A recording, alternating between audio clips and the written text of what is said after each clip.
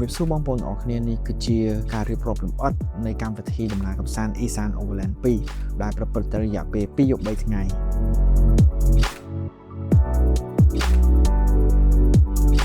ថ្ងៃទី1ការចាប់ផ្ដើមដំណើរត្រូវបានធ្វើឡើងនៅពហុកលាដ្ឋានជាតិមរតកណាជោដែលជាទីតាំងកំណត់ដើម្បីធ្វើការ check point ហើយព្រឹត្តិការណ៍នេះមានការចូលរួមពីក្បួនរថយន្តជាច្រើនដែលរួមទាំងមានក្រុមរថយន្ត Isuzu ប្រមាណជាង30គ្រឿងព្រមទាំងក្រុមរថយន្ត CBG និងក្រុមរថយន្តជាច្រើនទៀតដែលចូលរួមនៅថ្ងៃនេះផងដែរ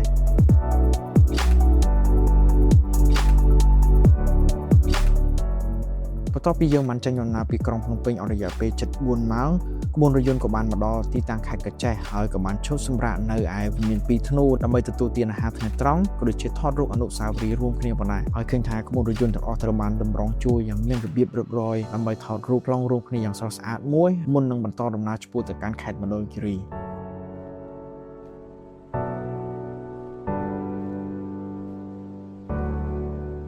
អំឡុងពេលដែលយើងបានធ្វើដំណើរនៅតាមផ្លូវឆ្ពោះទៅកាន់ខេត្តមណ្ឌលគិរីក្រុមអ្នកដែលចូលរួមបានសម្ដែងនូវអារម្មណ៍រំភើបរីករាយយ៉ាងខ្លាំងដោយសារតែសម្រស់ធម្មជាតិដ៏អស្ចារ្យហើយក្បួនរថយន្តបានបើកកាត់តំបន់ដែលគេហៅថាសមុទ្រឈើដែលឆ្លងកាត់ព្រៃព្រឹក្សាដ៏ខៀវស្រងាត់បូកផ្សំជាមួយនឹងអាកាសធាតុត្រជាក់ស្រិបទៀតបានបន្សល់ទុកនៅបទពិសោធន៍មួយដែលគួរឲ្យចងចាំបន្តដំណើរទៅមុខទៀតក្បួនរថយន្តក៏បានមកដល់ទីតាំងមួយនៅក្នុងស្រុកអូរាំងដែលជាវាលស្មៅធម្មជាតិធំល្វឹងល្វើយមួយហើយក្រុមអ្នកចូលរួមទាំងអស់ក៏បានចោះធ្វើការថតរូបទុកជាអនុស្សាវរីយ៍ដ៏ល្អឯកនៅទីនោះផងដែរ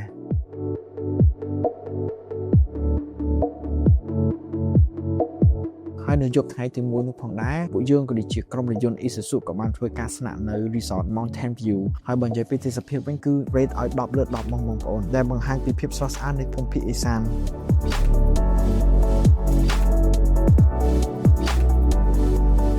ព្រឹកថ្ងៃបន្ទាប់ក្រុមរថយន្ត Isuzu ក៏បានជួបជុំគ្នាហើយបន្តដំណើរទៅកាន់រំមូលគោព្រៃដើម្បីថតរូបជុំគ្នានៃក្បួនរថយន្តដែលចូលរួមទាំងអស់បន្ទាប់មកក្បួនរថយន្តក៏បានជិះកម្សាន្តជុំវិញទីរួមខេត្តនិងបន្តដំណើរទៅទស្សនាទឹកជ្រោះប៊ូស្រាដែលជាគោលដៅទេសចរធម្មជាតិដ៏ល្បីល្បាញមួយក្រោយពីទស្សនាទឹកជ្រោះប៊ូស្រារួចក្រុមរថយន្តទាំងអស់ក៏បានជួបជុំគ្នាម្ដងទៀតនៅរង្វង់មូលវិមានឯករាជ្យមុននឹងចេញដំណើរឆ្ពោះទៅកាន់គោលដៅបន្ទាប់គឺខេត្តរតនគិរីក្រុងបានលុង